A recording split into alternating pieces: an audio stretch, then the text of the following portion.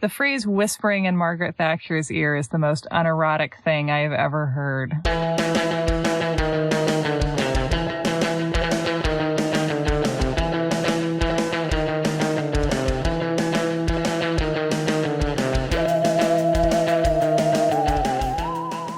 You want to tagline us into this thing? Yes. Welcome to You're Wrong About, where we play cleanup hitter for Lifetime movies. Ooh, that's very good. Although a baseball metaphor, I don't know what it means. I don't really know either, but I think it means that, like, Lifetime got there first and we're getting there second. And we're like, take it easy, Lifetime. Walk it off. I am Michael Hobbs. I'm a reporter for the Huffington Post. I'm Sarah Marshall. I'm working on a book about the Satanic Panic. And if you want to support the show and hear some fun bonus episodes, we're on Patreon at patreon.com/you'rewrongabout. And you can also find us on PayPal and buy coffee mugs and other cute stuff. The links are in the description. Or you can just not. Or you can just listen. Yeah. And rant to your friends at dinner about whatever weird thing we're telling you about that day. Or rant to no one because we're all alone. It's fine. That's like a very good introduction to this episode, actually. Oh, no. I know.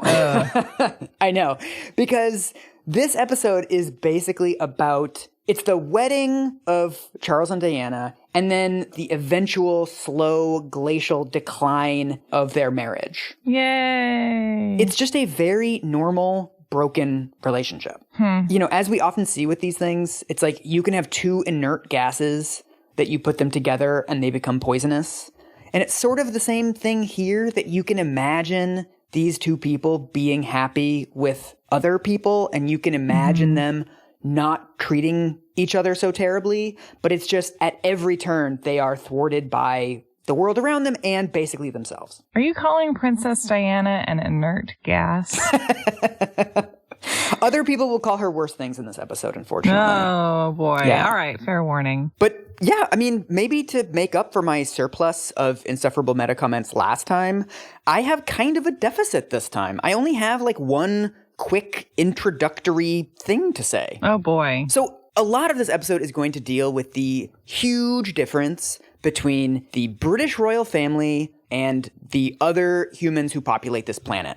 I just have been thinking about the royal family a lot, and I thought we should talk about like the royal family as an institution. So yeah, what do you think about them? What are your royal family thoughts? To me, the interesting thing about British monarchy is that like everyone does seem to sort of agree that they're like these powerless national exhibits, you know, like armor that like exists to be enjoyed by the public or something like that, I guess. But like they still maintain the lore that like they're descended from people appointed by God. And like, I don't think that belief system goes away. Like, I think that whatever they have become in modern times, like it's hard for people not to still see them as the thing that they claim to be for so long, and still kind of are, by the fact that they're like acting like whether they have babies is important. Do you want to hear my hot take on the royal family? I do. As a guy who worked in human rights for 11 years,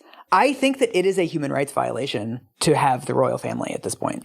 This is, I mean, obviously there are larger human rights violations in the world. Like this is, I'm not going to become a campaigner on this or anything, but it's really, I mean, these are people who are raised in a cage. They are not able to choose their profession. They are subjected to absurd press scrutiny from the time they're toddlers. Oh, they're like fur foxes. Yes. They don't know how to hunt for themselves, so they have to be adopted by someone who'll let them just pee on their couch all day. That's the thing. I mean, they're raised, you know, the sort of the thing we always hear is like, well, oh, you know, they're so rich. So like, how could we possibly feel sorry for them? How could this possibly be an injustice? But like, are we so naive that we don't think that people can be rich and miserable or rich and suffering? Like, how many stories do we have of this? Like, wealth does not insulate you from pain. Yeah, it just insulates you from most pain. Yes. It's just this entire system to me, like there are other reasons to get rid of the monarchy, obviously. But to me, it's just like, it's wildly unjust to subject people to this level of public scrutiny and this absurd duty when like they have no choice in the matter. Yeah. You can check out anytime you like, but you can never leave. Yeah, I think it's interesting that something that basically only causes suffering of the people that it is about is also so expensive. It's such expensive misery, isn't it? I mean, anything where a British tabloid has any reason to be interested in you. Oh my God. Even for a single day. It really feels like an act of abuse to me. Yes, fame is abuse. Yes, exactly. So now that we have established that all of these people are rich and sad, do you want to dive in? All right, let's jump in. What do you remember from last time?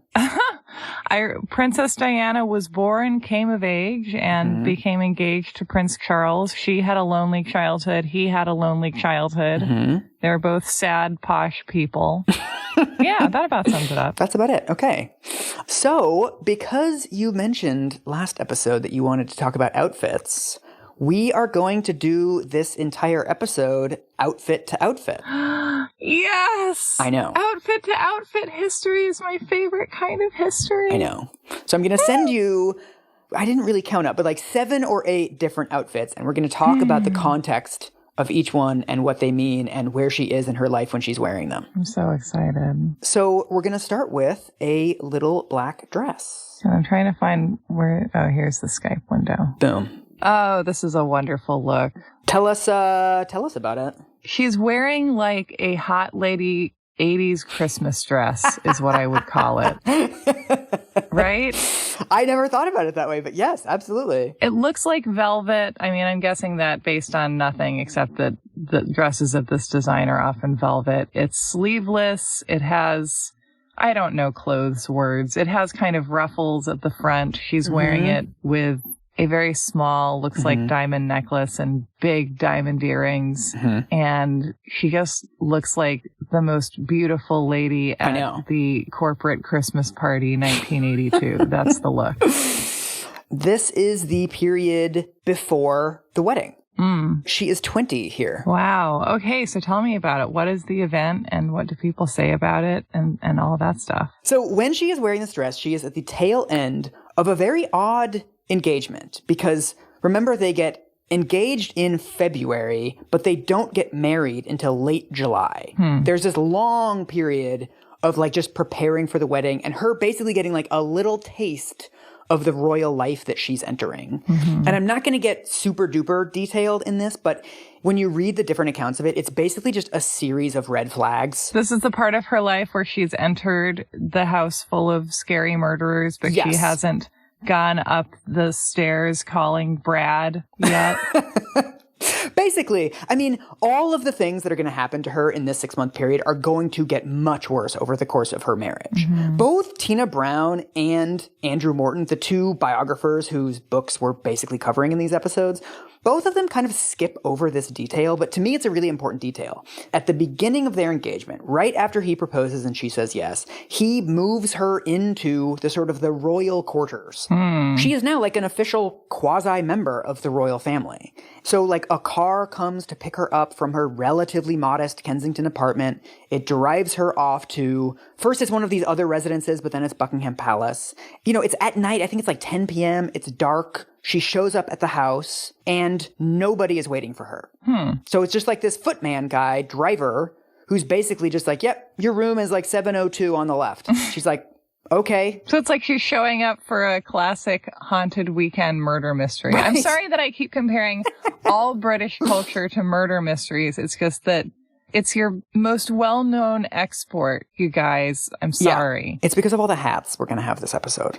So the way Andrew Morton puts it is Diana was given less training in her new job than the average supermarket checkout operator.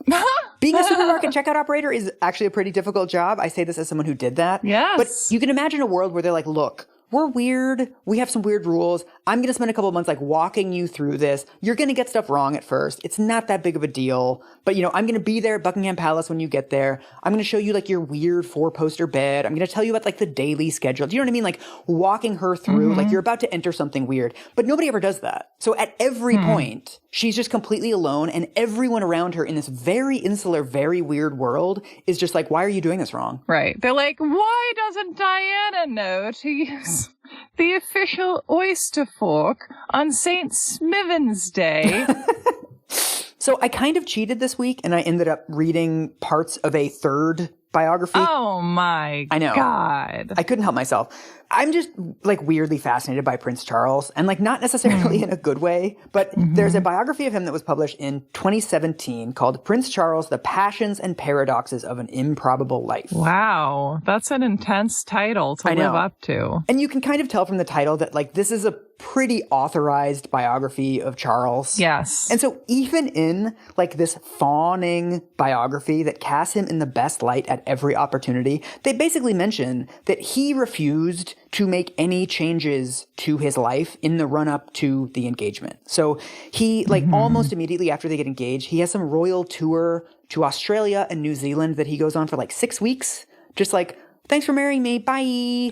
And he misses her 20th birthday party because he's at some, like, museum exhibition. Like, it's these sorts of things where she doesn't really know to ask. Right. Like, do you mind just, like, toning it down a little bit and helping me adjust? And also, he doesn't get how absurdly inconsiderate it is to bring this person into this world and then just be like, oh yeah, I'll be playing polo this weekend. And then I'm going hunting in Herefordshire next Tuesday. Like, totally oblivious to the fact that she's really struggling during this entire period. Right, because, like, isn't her whole job to just, like, come in and be a functional cog in this machine, right? Because people are annoying him about getting married. And, like, as someone who is 32 years old myself, I think it is classic 32-year-old behavior to, like, slightly panic and find the first adult-seeming thing you can think of to do and then do it and then be like, get off my back, everybody.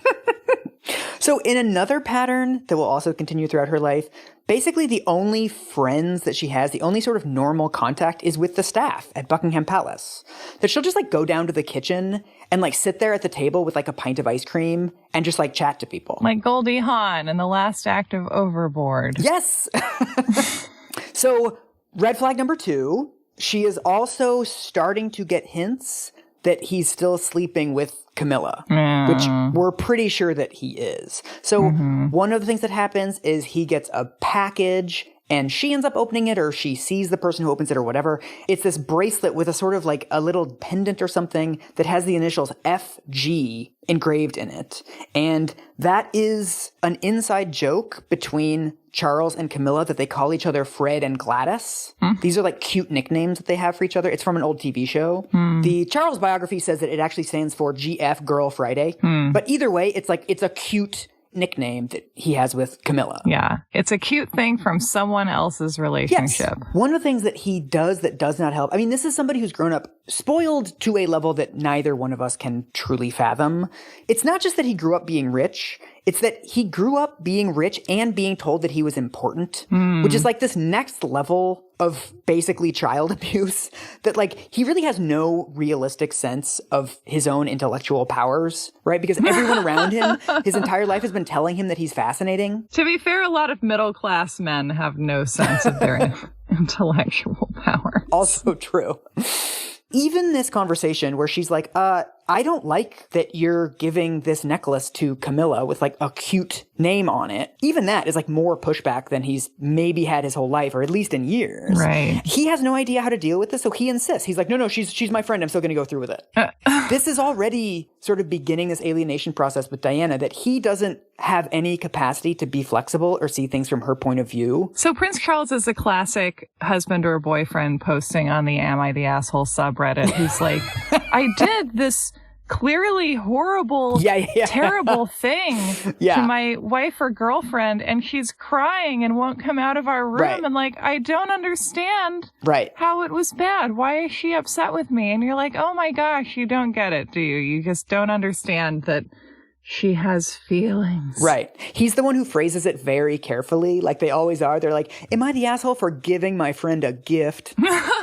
But so also, Diana also meets with Camilla for lunch at this time. So one of the first sort of like official invites that she gets is from Camilla. I bet that salad was eaten aggressively. Just quiet crunching sounds and no conversation. Just spearing of little microgreens. Yeah. And so there's this sort of sense of surveillance where Camilla at this lunch basically says, I know you're not like super into hunting and like Charles is into hunting and you're not going to go hunting with him, are you? And Diana's like, oh, I wasn't really planning on it. And Camilla's like, okay, good. And so the way that Diana reads this is Camilla like checking up on her, being like, okay, this is still my realm. Like this outdoorsy shit. I do feel like this could be a good thing if people were communicating about it. Oh, yes. Because if it were like Charles wants to do all these horrible, boring things and like ride around chasing foxes through the forest on the weekends. So like he can have his like posh country things girlfriend who he has sex with in manor houses. And then I can be his princess girlfriend. Like if everyone wanted that, it would be a good labor saving device. Yeah. And so this immediately drives this huge wedge between them and produces this like massive paranoia in Diana that Camilla is in the picture still. It's not paranoia when they're actually fucking. I know, this is the thing. I was actually thinking, what is the word for paranoia, but you're correct? Spidey sense. Yeah, maybe Spidey sense. I mean, they do actually stop sleeping with each other after the wedding. There's some debate on how long goes by before they start sleeping together again, but there is a period when they are not sleeping together, and the entire period, Diana's super paranoid about it. Well, and also if you have a husband who's being kind of like distant and not super aware of your feelings or like your stake in the marriage, then I don't know. I can see Camilla also becoming a proxy fear for like everything wrong with the whole situation. Like even when she's not the problem. And also Camilla's a symbol of all the ways that Diana doesn't fit in, right? Because she's Charles's age. She knows all of his friends. She likes doing all the things that Charles does. How could you not be threatened by this woman who like very clearly clicks with your husband better than you do? So Diana's looking at her sort of like she is everything that the royal family wants Diana to be. This is like if at the end of Labyrinth, Jennifer Connelly had been like, yes, I will become the Goblin Queen. And then Gareth had been like, great, so I actually do have a girlfriend. But hang out in the Goblin City with all the goblins, and I will be off on a goblin hunt for 3 days. Bye. And you're like, wait, I don't know anyone here. So third red flag, this is when Diana gets her eating disorder. This is what she says. This is in the transcripts in Andrew Morton's book. I knew the bulimia started the week after we got engaged. My husband put his hand on my waistline and said, oh, a bit chubby there, aren't we? Oh, God. And that triggered off something in me. And the Camilla thing, I was desperate. So there are other reports that she actually struggled with bulimia in her adolescence and that this was something that had kind of been in the background. But we know that either it began or it significantly intensified during this period. During the 6 months before the wedding, her waist goes from 29 inches to 23 and a half inches. Oh, God. And like, I don't want to get too into the details, but just imagine the phrase severe bulimia. And that is what she has. I mean, it's a huge problem. But so this brings us back to the black dress. So at this time, during the 6 month period, she's finally going to these black tie affairs. Like she's now famous, right? She's in all the newspapers. She's engaged to the prince. And so she's going to like party after party after party. The black dress is like the first time that she's wearing something kind of sexy, something that is really confident and really shows the rest of the world that like she's not going to be like the rest of the royal family. And so this is from Tina Brown's book where she's talking about the dress. And next to this, I wrote, tone it down, Tina. Until this moment, the public and the prince and Camilla had seen Diana only as a demure English rose. But when she stepped out of the limousine in that nipple-busting black taffeta eye-popper, it was the greatest moment of sexual theater since Cinderella traded her scuffed scullery clogs for Prince Charming's glass slippers. Wasn't that a mighty feast to set before a king? The ancient beauty Lady Diana Cooper remarked to a friend about the ingenue's sudden revelation of cleavage. I love that how we believe apparently that until you see a woman's breasts or legs, like, we can't know whether they exist or not. You're like, oh, she has legs. Oh, righto. According to Tina Brown, Prince Charles didn't like the dress because it was black, and he was like, oh, only people who are in mourning wear black. And essentially Diana, because, you know, they're doing 4 changes of clothes every day now. They're in this extremely formal living situation. And so she literally does not have enough clothes. And she basically just says, like, this is my only dress, dude. This is my only evening dress. I'm wearing it. I'm sorry. I tried to go shopping and the women wouldn't help me. Yeah.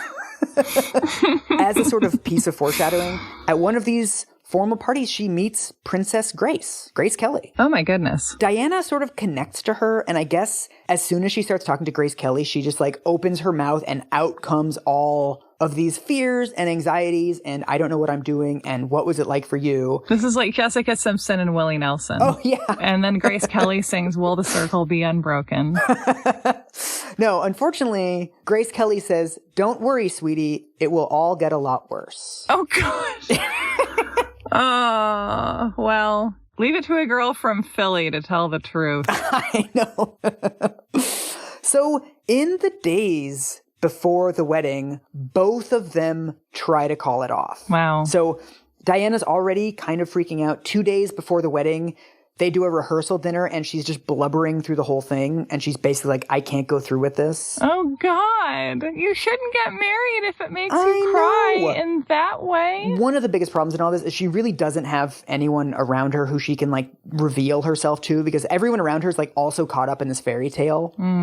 So she goes to lunch with her sisters and she like starts to tell them how she's nervous and like he's not really making time for her. And her sister says, sorry, Diana, but your face is already on the tea towels, so you can't chicken out. Oh, God. It's like, it's already, the wheels are in motion. Also, and like on a smaller scale, how many women have gone through getting married because the place cards have already been ordered? Dude, yeah, the caterer. Yeah. That's the thing, and it's just going to be such a hassle to stop it at this point. And it's also going to be embarrassing. I mean, yeah. Charles also doesn't want to go through with it, but he is actually nervous that if he doesn't go through with it, it's going to make her look terrible, which is like on some level true, right? If he all of a sudden announces his plans to marry this random 19-year-old and then all of a sudden he backs out, he publicly rejects her. Yeah. He's like afraid of what that would do to her, her future marriage prospects, what it would do to her psychologically. So he's like, I don't really, I don't want to do that to her. And also he has this sense of duty. So he apparently the night before the wedding is also crying, and he eventually writes in a letter to a friend. He says he eventually goes through with it because it's the right thing for this country and for my family. Wow. Why does the country need him to sink his fangs into a virgin? Exactly. I know. It's just so silly. It's like, just do the thing that would make you happy. It's bad enough to be pushing women to reproduce within a window, but I was under the impression that if you're a guy, you can just pop a kid off at basically any moment of your life. Like, why hassle him? I mean, there is the sense that, like, he's already swiped right on every single eligible bachelorette in Britain because they've defined that, like, she has to be a virgin, she has to be from royal blood. Like, they've defined these absurd parameters. So within those parameters, it's actually true there aren't that many candidates, but maybe change the parameters. Well, yeah, it's like if I decide that I must have a salmon flavored bath bomb, like I'll be like, boy, I can only buy this one bath bomb, but I guess I'll buy it. So in the midst of all of these just waving, flapping in the breeze red flags, the wedding happens. Yay! So this is our next outfit we're going to discuss. Oh boy. This entire thing is absurd. I have nothing to say about this other than that it's absurd. I'm excited. 3, 2, 1, go. Yay! Oh boy. All right, so here's her getting out of the stagecoach. She has 25-foot train. Look at those flower girls. The world gets its first full glimpse of the fairy tale princess, demure behind her veil, and the wedding dress that has been a carefully guarded secret. Resplendent ivory silk taffeta, trimmed with antique lace and a long, long train, all 25 feet hand-embroidered. As bewitching and romantic a bride as ever touched the heart of the world. The service is to be taken by the Archbishop of Canterbury. The vows are really boring, but she did remove the word obey. That's amazing that she was even able to do that. I know. Yeah, it usually said love, cherish, and obey, and she changed it to love and cherish.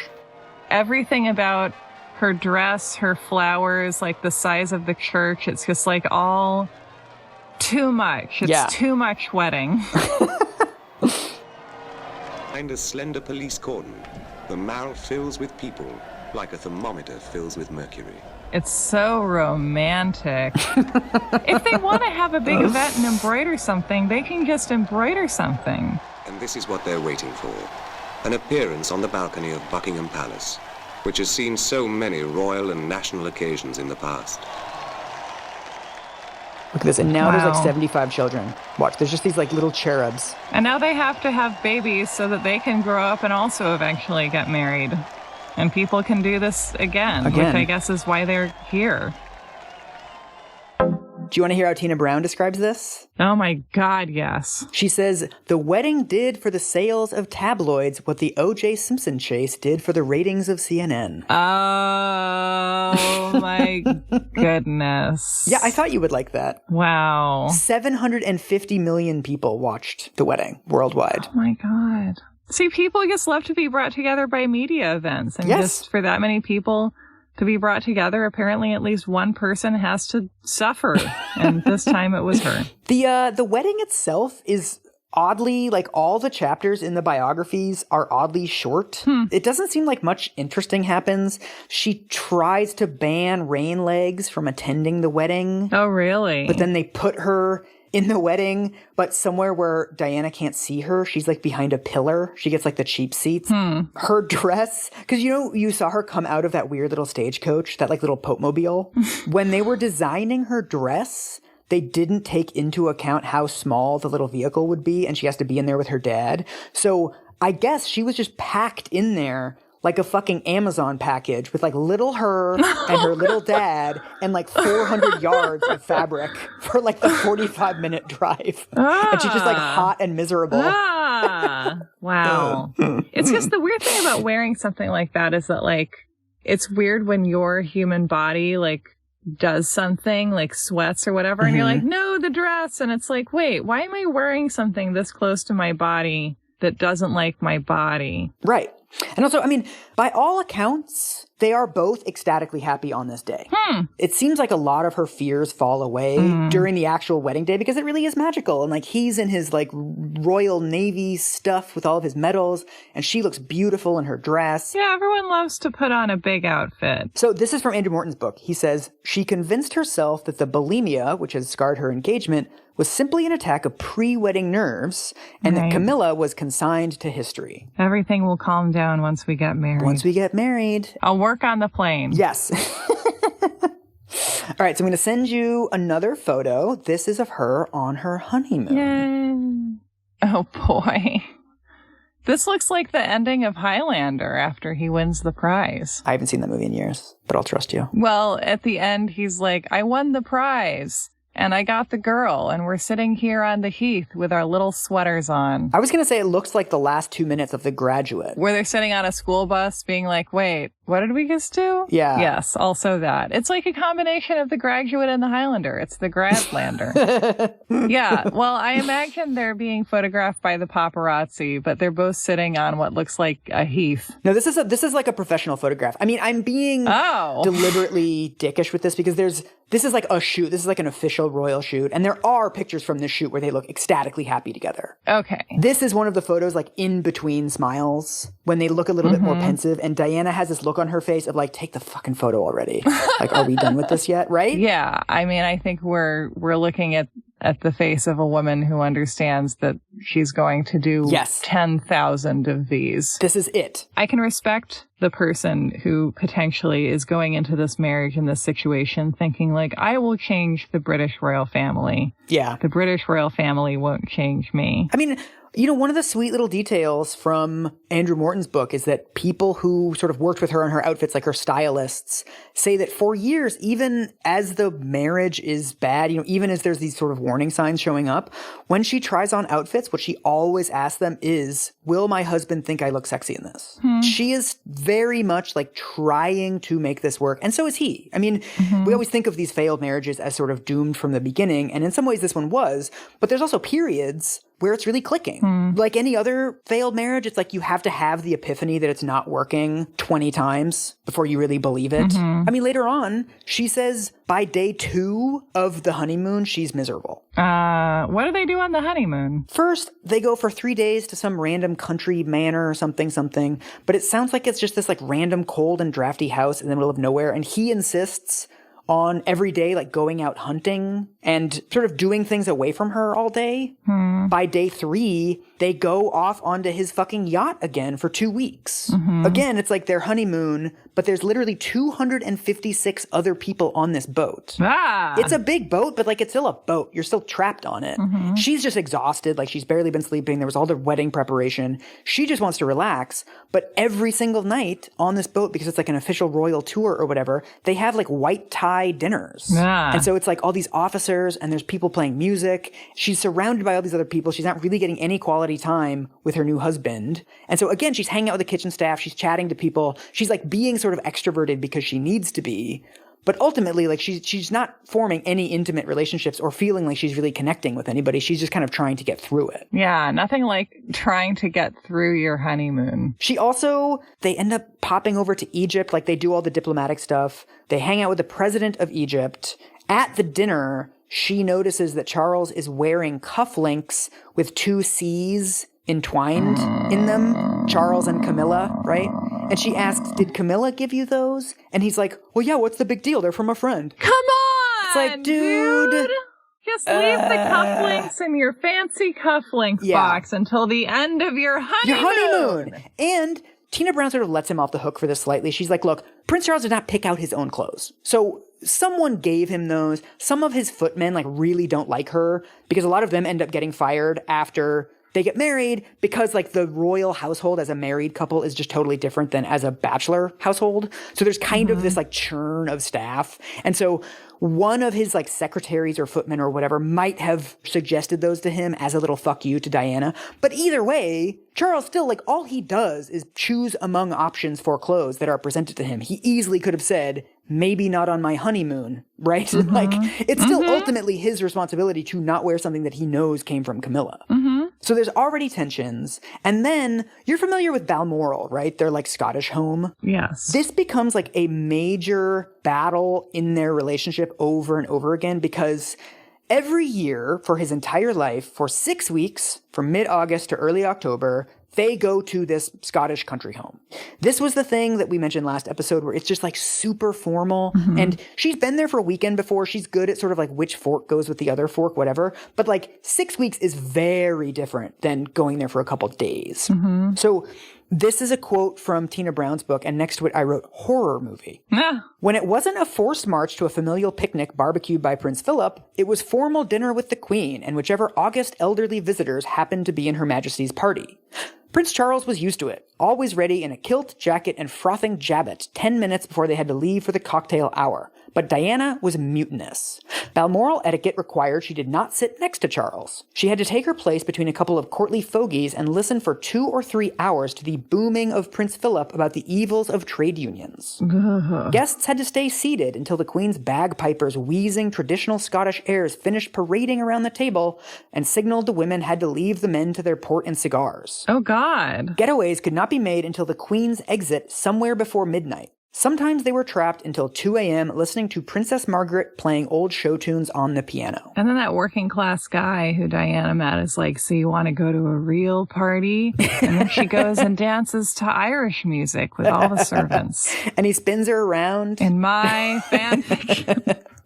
This is from Tina Brown's book about all the weird protocol that they have there. She says, when the Queen is at Balmoral and Prince Charles wants to walk the grounds, he first makes sure his mother is alerted through her private secretary to ensure she would not prefer to have the grounds to herself. If Prince Philip wants to have lunch with his wife, he sends a message to her office via a page, and she sends one back to him with her reply. I feel like this is like marrying into a family and then realizing that like most of the hours of your life have been taken from you because of that. Yes. It's like, great, now you have to give up most of your waking time to pointless and boring activities, and your husband won't even pretend to love you very much. And he's like off hunting all day and stuff. He like, this is normal to him because this was his childhood. Right. He's like, no one in a family interacts with each other except in enforced boring ways for long ceremonial periods of time. I mean, it is like the central Stepford Wives-ness of this to me is the idea that you are there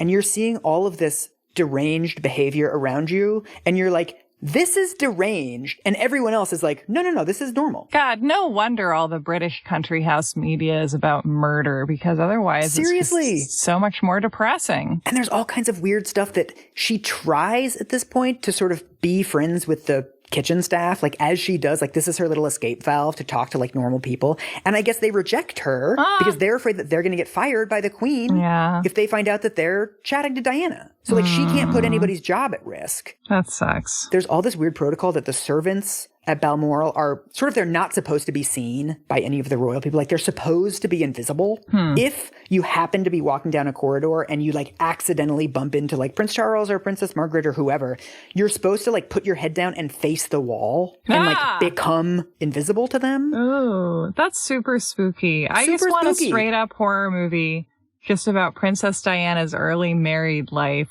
Dude. And it's just that kind of thing. Oh, this is my favorite detail. This is from Andrew Morton's book. He says, the royals balk at the price of turning the heating on, and she always seemed to be cold. What? So it's like, they're so fucking rich. They spend ludicrous amounts of money on these like huge food spreads. They have a staff of like 80 fucking people, and they're too cheap to turn on the fucking heat? Like what? So this is another gaslighty thing that also Charles insists, no matter what the weather is, on sleeping with the windows open. Oh God! See, I said that in the last episode. I predicted this. Yes, and so she is constantly just like fucking cold. She also, remember, she has an eating disorder at this time, which also is not great for her body temperature, right? So she's also just like cold and shivering, and is like, sorry, can we turn on the fucking heat in here, dude? Like, can we have some basic comforts, right? Like, I am putting up with all your crazy shit. If only Princess Diana said, can we turn on the fucking heat in here, dude? That's the world I want to live in. It's just like the amount of things that you have to bite your tongue about. They're like, the rules here are so dumb, and the rules here are just making us all miserable. Yeah. Like, who are we doing this for? It's only us here. Yeah. Oh, yeah, and then... Another thing that is very odd about Andrew Morton's book is that, you know, he prints the transcripts of his interviews with Diana. So like the raw material of his book is in the appendix of his book, right? So you can see all the stuff that he's putting in and leaving out and the way that he's paraphrasing it. He seems to skip over all of the like most relatable stuff about Diana. So one of the things that she talks about a lot about these miserable trips to Balmoral in general and on the honeymoon specifically is that he is obsessed with sort of giving her intellectual sustenance. Like he thinks of himself, Charles, as an intellectual, like a TED Talk thought leader guy. And she went to these schools that were like basically finishing schools. Like at her Swiss boarding school, they were mostly teaching her cooking stuff and like dance and things. Like she didn't get a sort of super academic education. And so he is obsessed with this guy named Laurens Vanderpost, who's a South African journalist, sort of memoirist. Prince Charles is like obsessed with this guy. So during the day, his like way of connecting with her is he wants to sort of hike up into the mountains, just him and her, and he wants to sit down in the grass and he wants to read her passages from this guy's books for hours. See, this is what Edward the Vampire would do if we actually got into the details of like how they're spending their time once they're married. We just don't ever hear about it. Imagining a marriage, you don't have the material for even one good conversation is like hell. Absolute horror movie. And again, this is like very relatable. That like you're dating somebody and they're super into some book or movie or musician or something, and it's like you have to hear about them talk about like fucking Boondock Saints for like 2 hours or something. And you're just like, really? We're gonna talk about this again? He talks in his biography, he says, when I tried to offer her spiritual and intellectual sustenance by talking about Carl Jung, she tuned out.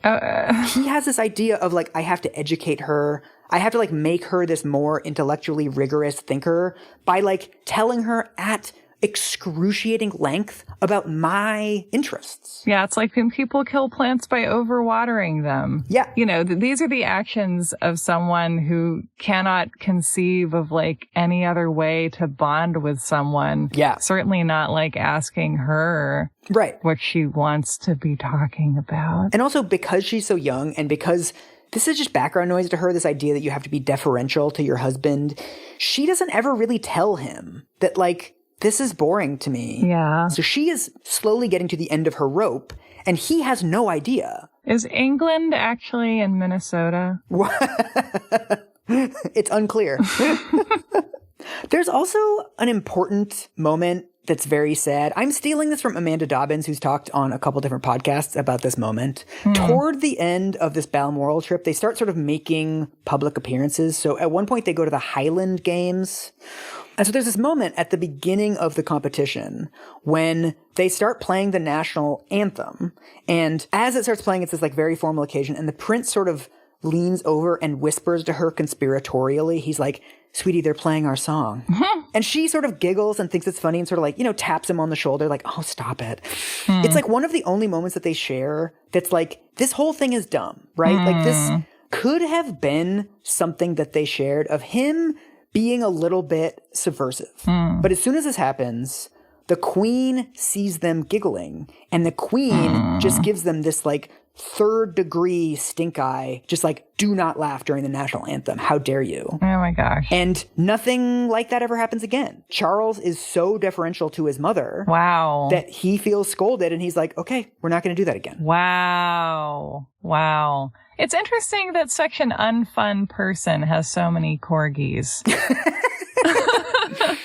But so after this moment, she, according to Tina Brown, has this realization. So this is what she says in her book at the end of the honeymoon chapter. The really terrifying dimension to her grief was the sudden sharp understanding that all the things that had oppressed her during her engagement were now her life forever. It was like an icy wave hitting her in the face. The oldness, the coldness, the deadness of royal life. Its muffled misogyny, its whispering silence, its stifling social round confronting sycophantic strangers. This is how it would be until she died. Nothing else can explain the violence of her panic. As a former member of Prince Charles's staff put it, she saw she was going to become like the Queen, possibly the loneliest woman in the world. Oh. And so it does sound like this was a revelation to her in a way that Charles was completely incapable of seeing. It's like being married to someone who like can't see most of the colors that you're seeing. Yes. And all this drama is happening in the realm of color. And you're like, "Do you see that?" And he's like, "What? No." Right. Tina Brown talks about they also underestimated Diana, that they figure, she's grown up in a royal family. She's grown up in a rich family. She grew up in this big manor house. Like, she understands all this protocol stuff, right? But then, her dad was eating alone in the study, and her brother were, like, eating sandwiches with the kitchen staff for a lot of their childhood. Right.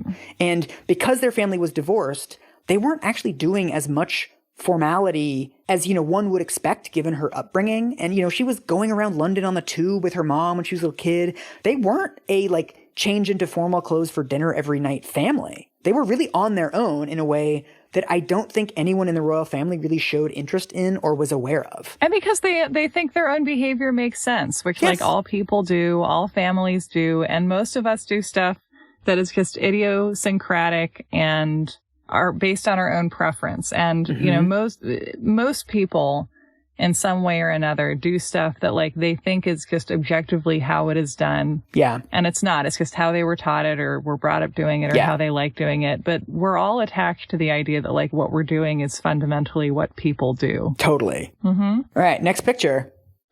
Babies! Did you know that every troubled marriage after having a child gets better? Yeah, everything calms right down. So it's actually kind of amazing. They have their wedding in basically August, and she's pregnant by October. Well, that was her one job. She just really doesn't have very much time to adjust to this life before she has like this extra layer of things on top of it. Right. And she's pregnant for the first time. Like, so she's having 2 brand new experiences. Yep. She's pregnant and a princess. Hooray. Oh my God. It sounds like it's a really bad pregnancy. She has really severe morning sickness. I have enough friends who've been pregnant at this point that some of them have just miserable pregnancies and like can't get out of bed. Yeah. And some of them are just like, like they're going jogging, they're eating normal stuff, doing super chill, and then like they have an iCalendar invite for a labor.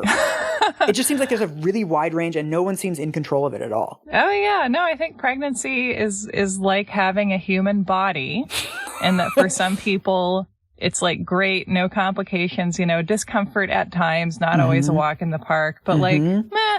And then for some people, it is like the most painful and demeaning and isolating ordeal imaginable. Yeah. And it has nothing to do with what choices you make or how good of a person you are. Mm-hmm.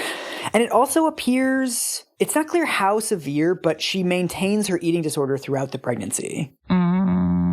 That's so hard because your body, I know. I feel like just the transformation your body goes through when you're pregnant is so extreme that like it's really even bad. if you have a really solid relationship with your body going in, it's still, it's still really intense. It's like starting a pregnancy with a really solid marriage. It's like, great, good for you that you have a solid marriage, but like this is going to get tested. You will find this very interesting.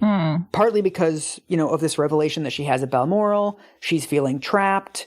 Finally, they take her to doctors, but they don't really take her to therapists. They take her to people to prescribe her pills. And do you want to guess what they prescribe her? Valium. They try to put her on Valium. Right, because you got Valium for everything back then. I mean, yeah, she also has a particular sensitivity about drugs because she only briefly mentions it in the Morton book, but she doesn't speak to her mother for 3 or 4 years after the wedding. Wow. Her mom was originally involved in planning the wedding. And her mom gets sort of overwhelmed at some point and is like, oh, I can't handle this. I can't handle all the pressure. And Diana is kind of like, well, it's me who's under the pressure. She says in Andrew Morton's book, she says, when I didn't include her in the wedding preparations, she got hurt. So out came the Valium. She's been on Valium ever since. And so she doesn't want to end up like this. She thinks of her mother as fundamentally trying to escape from the stressors of her life and sort of overblowing the stressors that she has. She would never be like her mother, who as a teenager married someone 12 years older than her and ended up consigned to a life of manners and air breeding. Yes. And ended up being someone who's like very moody, very difficult, didn't necessarily know what she needed to be happy, ended up in toxic relationship after toxic relationship. Sometimes I wonder if like we are just the same people recurring over time, generation by generation, and just even slight differences from just a full-on repetition of exactly what your parents did is major. I feel like a trailblazer because I've taken on the worst traits of my mother and my father. I'm proud of you. She's doing it well. But so one of the blessings of finding out that she's pregnant is that she has an excuse to not take Valium. Wow. She's really happy that she can use like, oh, I'm pregnant, guess I can't take medications as a way to get people off of her back. So if she hadn't found out that she was pregnant at that point, they might have talked her into it. Wow. So it's not just like, here's some Valium, like take it if you feel overwhelmed. It's like, darling, you must take your medicine. It sounds like it, yeah. Ah. This is also the time where the fights between her and Charles start to get really intense. It seems like because, she's pregnant, she has an eating disorder, she's now, for the first time in her life, begun to consider suicide. Her moods are sort of all over the place. Charles, in his biography, describes this as sort of like he can't predict how she's going to be from one minute to the next because she'll be screaming at him and then she'll be sort of sulking and silent.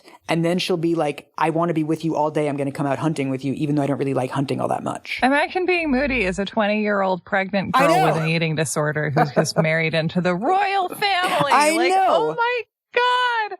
Are you kidding? So this is an excerpt from Charles's biography that I think is extremely telling. So watch for the part that I'm going to want to unpack.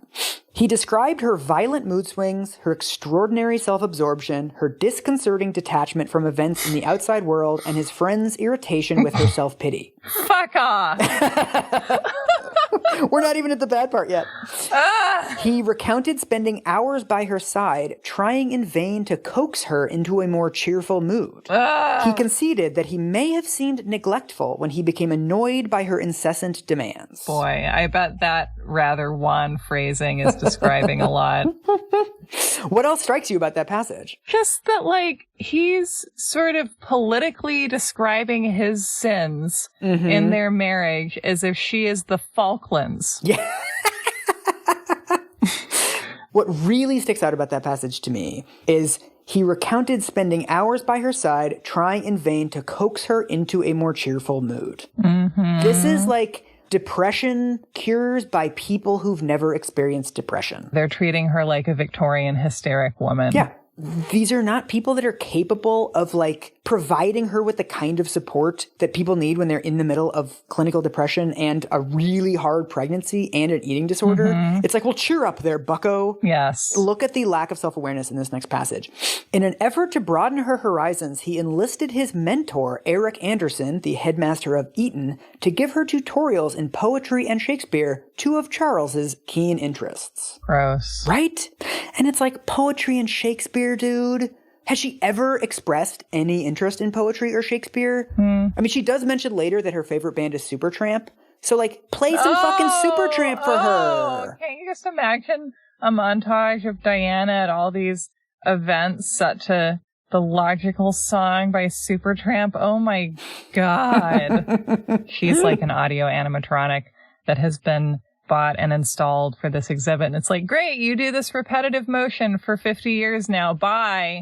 You know, it's just like her having human needs feels counter to the job that she was hired for. This also begins the pattern of her sort of lashing out at him. So as he's revealing himself to be totally incapable of meeting any of her needs, she also starts like belittling him, telling him like, you'll never be king. Wow. That escalated. Wow. I know. I thought she'd start small. I mean, I think she probably did, but I'm skipping. Okay, but wow, that's intense. Straight for the jewels, girl. She also tells Andrew Morton a hella just like mean story, but is also extremely entertaining. Okay, she's talking about how sort of cloistered he is and how incapable of normal human life he is. She says, once I was in his dressing room and his valet would put out his clothes, always giving him a choice of 3 shirts. I asked him which shirt he was going to wear, and he told me he didn't like any of the 3. Across the room, there were open racks and racks of endless shirts, and all he needed to do was get up and choose one. But instead, he pressed the button and the valet would have to get more from the rack and bring them over to him. So I said to him, why don't you cross the room and choose them yourself so the valet can get on with all the other things he needs to do? And Charles replied, well, he's paid to do it. I feel like Diana is like a show dog, like a Sheltie, who like, you know, met and fell in love with this other show dog, like a teeny tiny little teacup Pomeranian, and was like, yes, I will go live with this family of Pomeranians. We're both show dogs. It's basically the same. She's like, oh no, like, we are pretty different. Like, do you ever like fetch the stick? Do you ever play with the stick? And he's like, I'm familiar with the stick. I'm not, I've never tried it.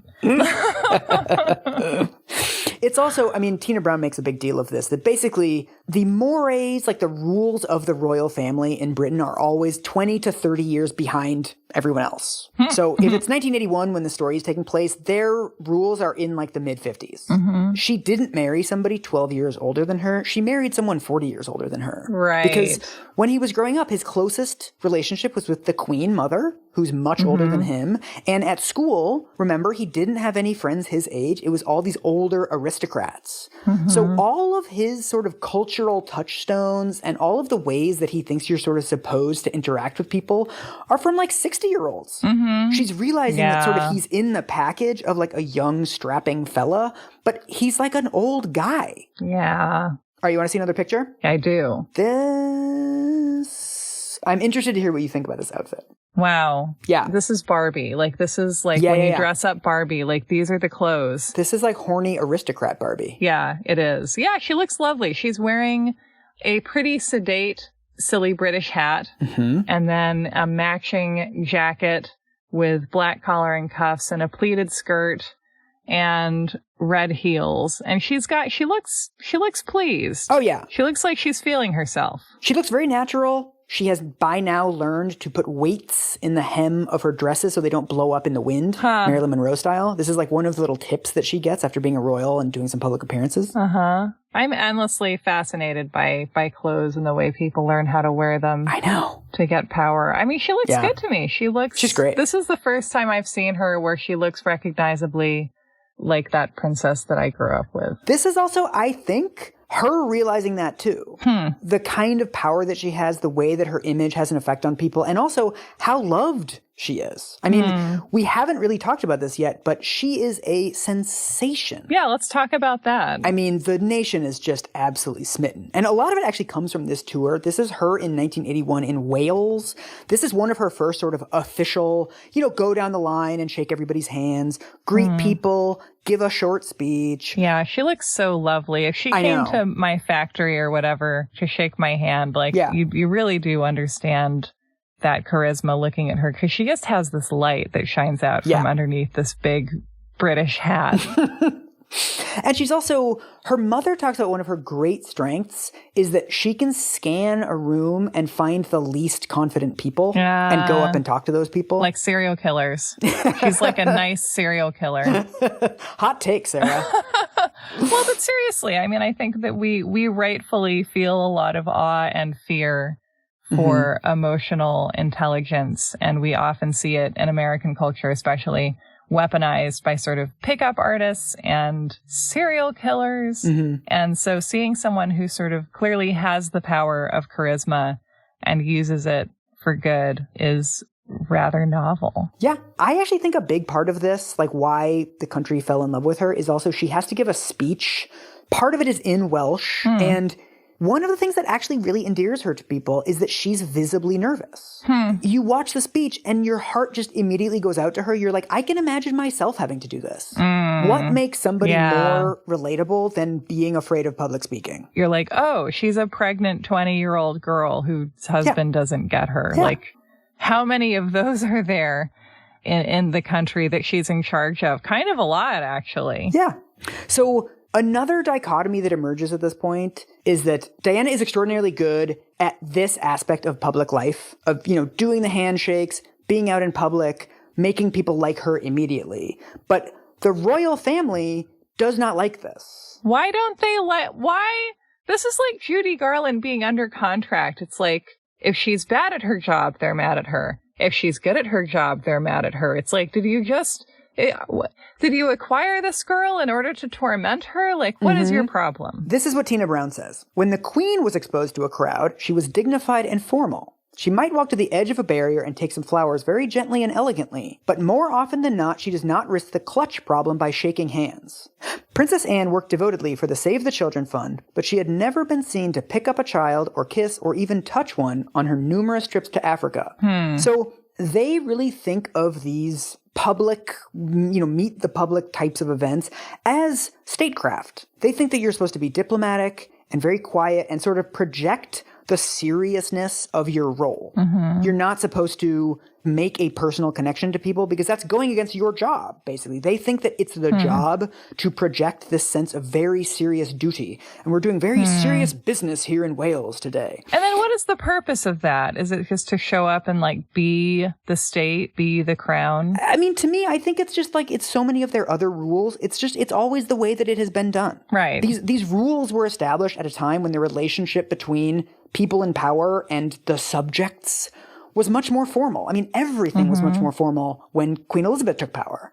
And so over time, society, of course, has completely changed, and the understanding of power and understanding of authority and this need for authenticity has become much more pressing. But of course, nobody in the royal family knows this. Yeah. But Diana, of course, understands that being a person first is a huge source of power and a huge source of popularity. But they honestly have no idea of this. So they think that she is failing at the job. So it's like they're a record label and she's a band that they signed and she's like this great punk act. And they're like, great, do folk music now. And she's like, no, people really respond to the punk music that I'm doing. And they're like, no, thank you. Yes. And also, from Prince Charles specifically, the person who's closest to her in age and would be the most likely to understand the changing understanding of the royal family among the public, he is a little hurt that she is doing his job better than him. Yeah, I'm sure he is. I'm sure it's like when William Hurt dated Marlee Matlin and then she won an Oscar. I mean, I don't know if it happens in Wales, but very soon it starts to happen. They'll do the rope line, right? Like he'll go on one side and she'll go on the other. And the people on the Prince Charles side will audibly groan. And he hears this. And it hurts his feelings. Yeah. We've totally forgotten this now, but before Princess Diana came along, Prince Charles kind of was the Princess Diana. Like, he was seen as like the normal one and the cool one. Oh no. So in his biography, he mentions that while they're engaged but not yet married, he does this trip to Australia and New Zealand. He goes to Wellington, New Zealand, and 20,000 people show up, which was considered unprecedented at the time. It's like, holy shit, all these people came out to see the prince because he's like young and fit and handsome and he's cool. Later, him and Diana will make a trip to Australia and New Zealand, and in Brisbane, 400,000 people will come out to see her. Wow. It's like she's Alice Cooper. And so he's like, wait a minute, I'm the young and hip one, right? Because by the standards of the royal family at the time, he was. Imagine being Prince Charles and like thinking that you're the cool, normal one. And then you marry Princess Diana and everyone obviously finds her much more charismatic in every way. And your feelings are hurt. Which I get, but it's also just like, do you not see it? Do you not see why this is happening? Yes. Also, another sort of central tragedy of this, of Charles, is that he thinks of himself as an intellectual, so he will, stay up late writing these speeches about vegetarianism and the environment and overpopulation and all of these.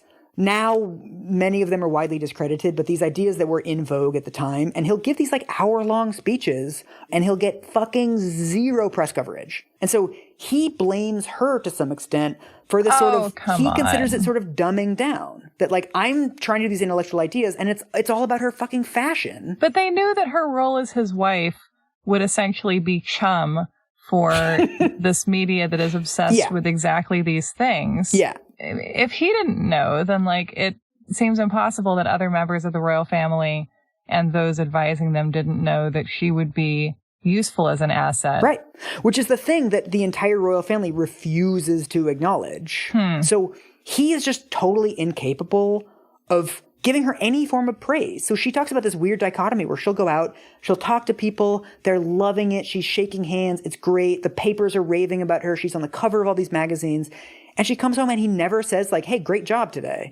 It just fundamentally isn't valued. Yeah. And so this is one of the sort of central mismatches of the marriage is when you feel like you're excelling at something and a part of yourself that you like and your partner doesn't acknowledge it. I mean, that's like so toxic to a relationship. Well, it's like she's married into a family of like famous opera singers. And then once they get married, she's like, oh, I'll join your opera troupe and sing some opera. I mean, I've never tried it, but yeah, I'll do it. And then she's like better than all of them immediately, and everyone loves her and can't stop talking about her. And like, of course they're not happy about it. Yeah. Like, they can't have just wanted her to just indifferently produce babies, right? Like, they understand that this has the potential to be like the most lovable member of their entire family. Yeah. There are quotes in Andrew Morton's book about how they thought after the engagement, all the press attention would die down. That's so funny. They don't know anything. I know, they're so bad at this. Don't they know how their own jobs work? But so one of the amazing things, throughout this pregnancy, she's doing more and more of these public appearances, but she's absolutely miserable. Yeah. Her entire pregnancy, she only misses one social engagement. Oh my God. She goes to everything else. It's bananas. Yeah. Wow. So behind the scenes, as she and Charles are really going through with all these public events, behind the scenes, they're like shouting at each other. And this is an excerpt from his biography. Time was not a salve to their marriage. She ridiculed him when he wore a uniform, telling him that he looked ridiculous in all those medals. The prince told his cousin Pamela Hicks that after a heated argument when he knelt to say prayers before bed, Diana would hit him over the head and keep on with the row while he was praying.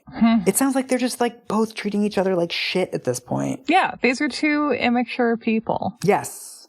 This is when we get the suicide attempts. So there's 4 or 5 of these. Both Andrew Morton and Tina Brown describe these as more cry for helpy than anything else. They don't seem like they're serious attempts. This is from Andrew Morton's book. On one occasion, she threw herself against a glass display cabinet at Kensington Palace, while on another, she slashed at her wrists with a razor blade.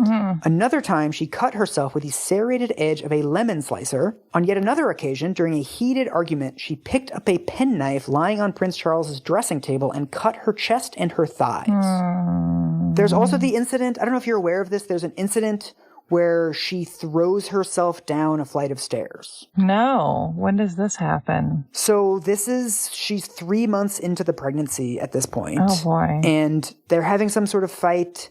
Apparently, she threatens to kill herself, and he says, "Fuck this, I'm going hunting, you're not serious." Oh, God. Oh, God. And she deliberately throws herself down the stairs, or just sort of tips herself down the stairs. Yeah. So Andrew Morton describes this incident very straightforwardly. He basically tells Diana's version of events, and this is obviously a huge deal. When the book comes out, this is like one of the main news stories to come out from his book, like Diana tried to kill herself when she was pregnant with William. But then I feel very weird about this section of Tina Brown's book, because Tina Brown basically has the opinion that this was an accident. Diana fell down the stairs at some point, and later on recasts it as a suicide attempt to sort of make the marriage look worse than it was, to make Charles look more absent than he was, etc. But the evidence that she cites for this, I don't know. The sort of the main piece of evidence is that Diana wouldn't do this because she's pregnant. And this is the form of a suicide attempt that is the most likely to harm the baby, which is relatively compelling because we know that Diana's a very caring person and she's a very good mother. And like that's the closest to a convincing piece of evidence for this.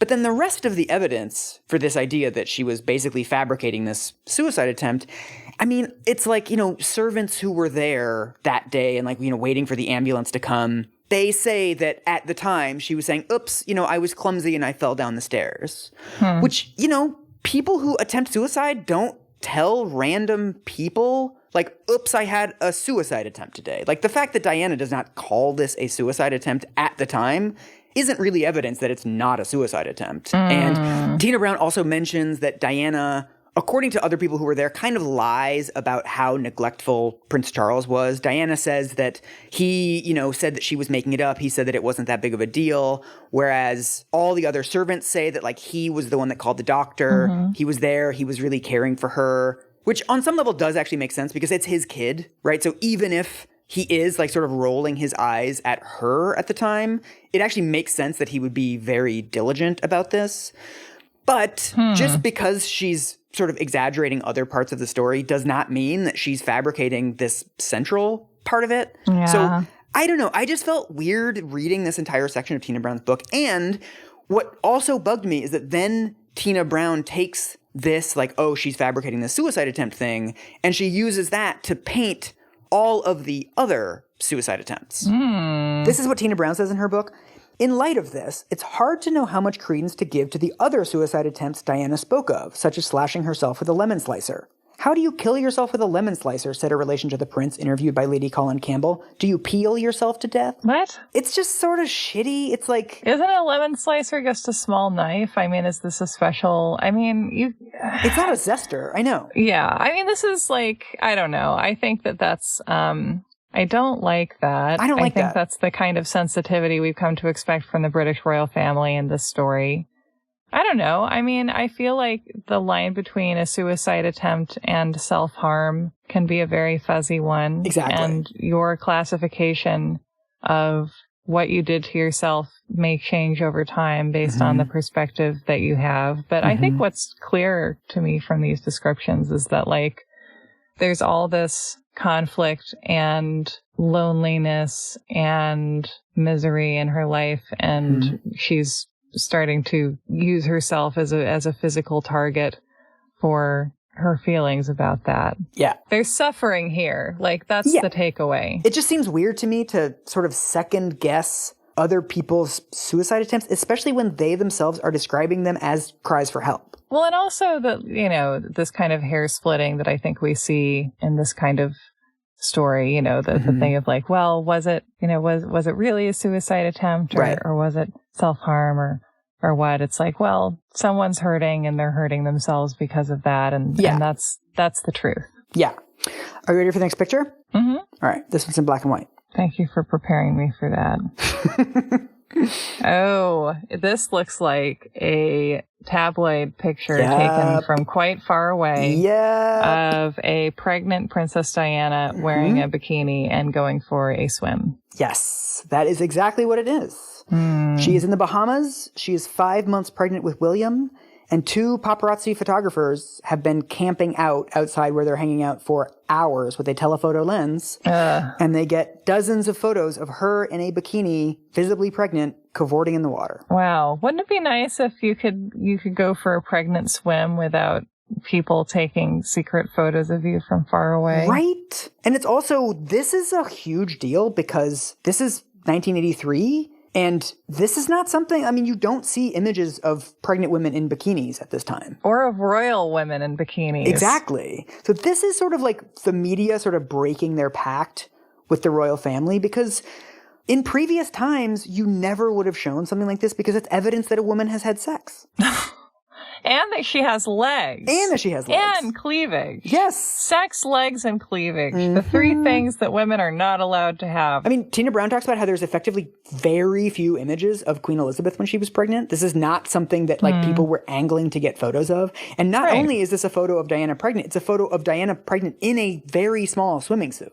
Like it is of her belly. Yeah, she looks great. Yeah, she looks great. Yeah. And also, importantly, she looks really happy. Like, this is sort of like a second honeymoon for them. And there's all these pictures of him, like, picking her up and running into the water and them sort of holding each other and laughing and kissing. It sounds like this could have been the beginning of a renaissance in their marriage. But, of course, she is blamed for these photos coming out, and he is mad at her, and the press is mad at her, and there's all these kind of narratives that come out of this. Because she had a human body. And someone got a picture of it. Stop it with the human body out here.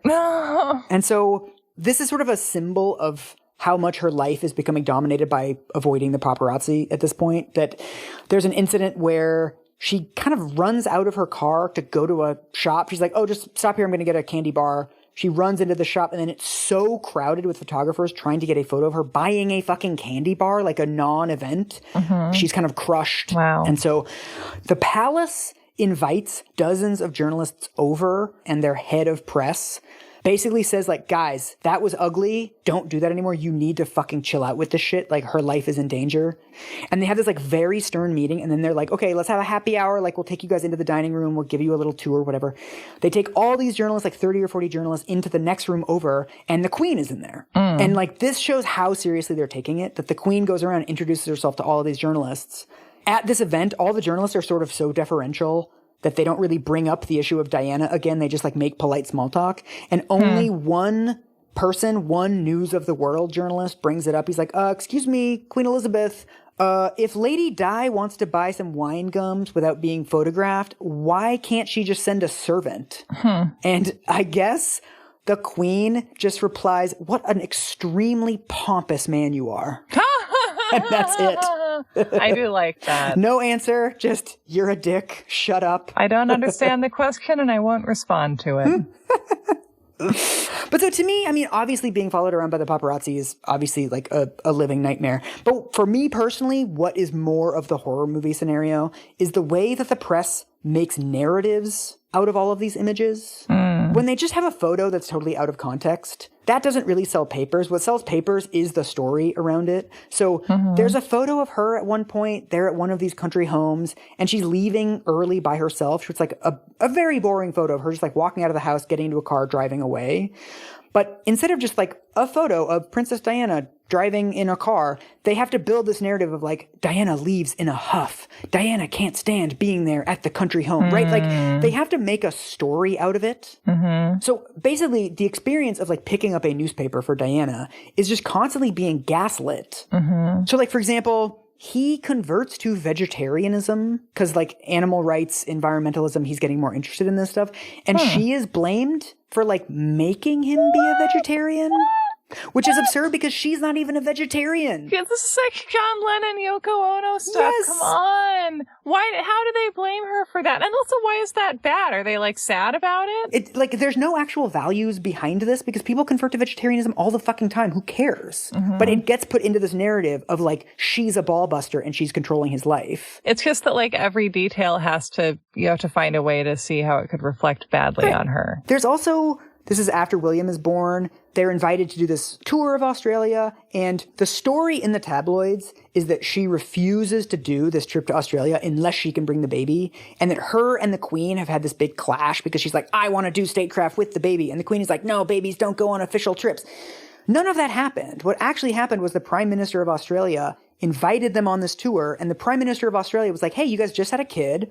Why don't we set up like a house where the kid will stay? Aww. And that way, every couple days, you can fly back and you can see William for a couple days, and then you can go back out and do official duties. That was smart. So it literally wasn't even her idea, and the Queen literally never even knew.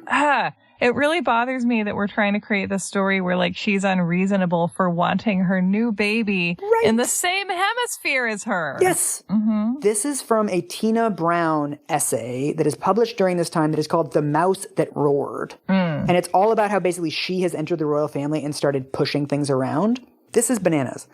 She has banished all his old friends. She has made him give up shooting. She throws slippers at him when she can't get his attention. She spends all his money on clothes. She forces him to live on poached eggs and spinach. She keeps sacking his staff.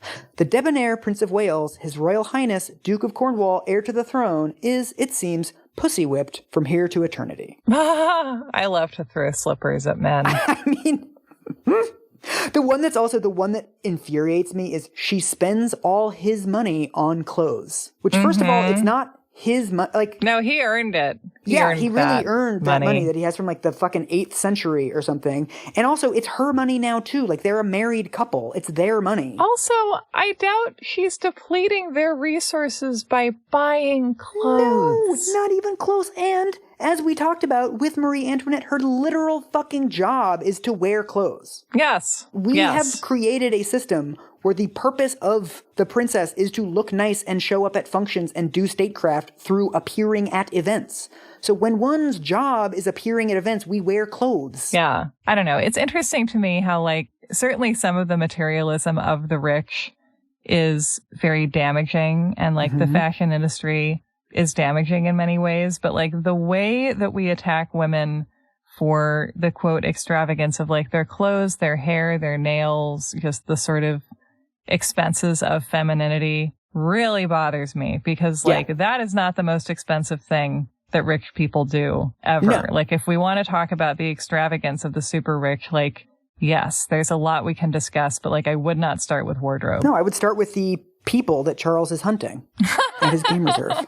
So, in the second to last thing that's going to happen in this episode, on the 21st of June, 1982, Prince William is born. Yay! Babies! And just like she had a tough pregnancy, it's also a tough labor. It's 16 hours, which sounds like a lot. Mm-hmm. Surprisingly, Charles comes the fuck through. He's there for the entire time. He's the first sort of like man in the royal family to be there for the entire labor of his wife. This was not something that men did in the royal family before.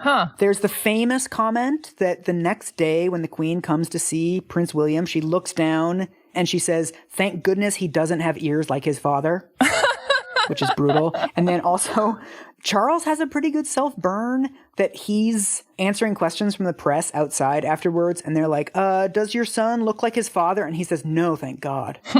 Which is also pretty good. Mm-hmm. And you can see this in the photo that I sent you.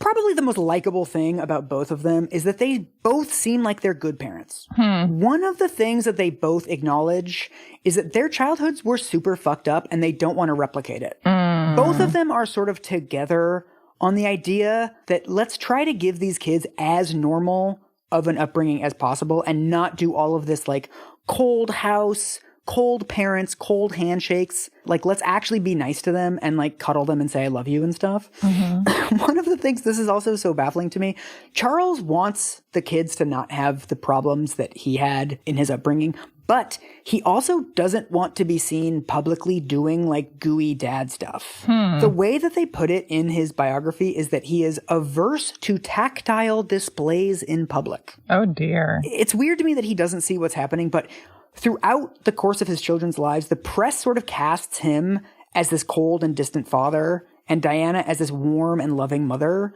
when both of them are quite involved in their kids' lives, but he just doesn't do it in public because he thinks that's like not becoming of the future king or whatever. It's so interesting to have someone whose entire job is ceremonial. I know. But who I guess doesn't realize that about himself. And it's like, why are you doing this to yourself? Like, everything that could make you sort of likable and human, you're deliberately not doing it for no benefit. Like, this is not in his self-interest either, right? Like, it's not like this endears him to the British public. Like, I'm kind of a mean dad. Like, I don't know why he's doing this. Right. And just this thing of like, why don't they perceive what I'm really like? And it's like, do you understand that like it's your job to communicate to the public, like through spectacular images? Yes. The person that you want them to see you as? Just like bounce your kids on your hip a couple times. Like outside of a movie premiere, it's fine. Mm-hmm. So this is like, there's like a brief honeymoon period after William is born. And then Diana gets postpartum depression. And so she goes back into another dark place. They send her to a therapist. The problem is that, again, she's totally controlled by the royal family. So they are the ones who recommend a therapist to her. So Charles sends her to this weird Jungian psychologist who just wants to analyze her dreams and like not talk about anything that's going on in her life. So after a couple sessions, she's like, this is not helping. Then they send her to another doctor, but it's this guy who only wants her to call him every day at 6 p.m. and describe every interaction that she has with Charles that day. She says it's basically just like re-traumatizing her that every single time she talks about her day, she just starts crying. If it's just an exercise and like, oh, it's 6 p.m., I have to go fucking cry now. Like, it's not working. Yeah. And this is something that becomes a big thread in her life later, that she gets much more into like new age stuff. So she starts seeing an astrologer. She does acupuncture, tai chi. It's basically the only way that she knows how to have autonomy over her own mental health. And so this is a fucking brutal assessment from the Prince Charles biography. One of the saddest aspects of Diana's short and tragic life was the failure of those around her, friends and family alike, to convince her to get proper diagnosis and treat her extreme symptoms of mental instability. By Diana's own account, she suffered from bulimia, self-mutilation, depression, and acute anxiety. She attempted suicide 4 or 5 times. She exhibited signs of paranoia. She was tormented by feelings of emptiness and detachment. She feared abandonment. She had difficulty sustaining relationships, and she kept those closest to her on tenterhooks with her sudden mood swings, explosive rages, and long sulks. Diana was, in psychiatric parlance, high-functioning, capable of putting on a great show out in public, which made her dark private upheavals more unfathomable to those around her. Although Charles was sympathetic, he lacked the knowledge or the temperament to genuinely help her. He did try to find psychiatrists for her at the beginning, but she required consistent support and the right kind of therapy. Instead, Charles and their advisors and staff dealt with Diana's bewildering and often infuriating behavior by placating her, trying to distract her, and ultimately, out of frustration, abandoning her. So we're basically at this stage now where everybody sees that something is wrong, but nobody knows how to fix it. Nobody knows how to be proactive. And it's like the family drama of being the daughter who has an eating disorder and whose family is not handling it well, but like your family is the British royal family. Yes. Like it's like the classic eating disorder family trauma drama on the largest possible scale. Right. And I mean, these are not things that these people are equipped to deal with. So 1 year after William is born, Diana is starting to get a little bit more paranoid about Charles. She's noticing changes in his schedule, unexplained absences or nights that he's away and she's not exactly clear where he is. And so in 1983, in a fit of paranoia, she picks up the phone in his residence and she hits redial. And it goes bloop, bloop, bloop, bloop, bloop, bloop, bloop. She hears a click on the other end, and the person who picks up says, "Hello, this is Camilla Parker Bowles." So she's star 69's Camilla Parker Bowles. Yes. I don't think that Camilla actually answers her own phone, but that version is more cinematic. And so this is how she finds out that Charles has restarted his affair. God, just like every middle school girl in the 90s. I know. And so that's where we're going to leave it for today. At a low point. At an extremely low point. I mean, we're going to get lower next week. Okay, we've limboed this far and we're just going to focus on stretching. Yes. Do you want me to show you one more outfit just to cheer us up? I really do. This has nothing to do with anything, but I have like 10 different JPEGs that are labeled with Diana sweater. And I want to show you this one. Oh, this one is kind of relevant because it is from 1983, which is the year that she finds out that Charles is back with Camilla. So this is fucking iconic. It's beautiful. Oh my God. Oh, wow. I know. This is great. I actually, I grew up with sheets and pillowcases that were like this. You did not. Well, not exactly like this, but it's the same pattern. It's just different colored sheep in background. But she's wearing a red sweater with a pattern of white sheep, and there is one black sheep, and it's so cute. And again, it's like she's doing the thing that I love to see is someone who cannot speak and must express themselves through fashion. It's very symbolically rife. It's a black sheep sweater.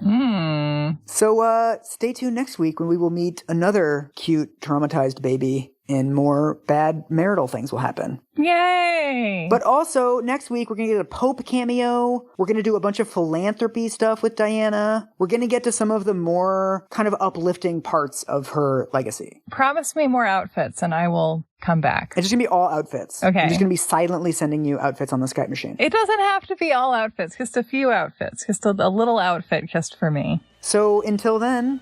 Don't marry the Prince of Wales. Yes. Don't do it. Not even once. Don't marry any princes. Don't film people from far away. And you know what? Turn on the heat sometimes. It's fucking freezing in here. I don't want to get a blanket.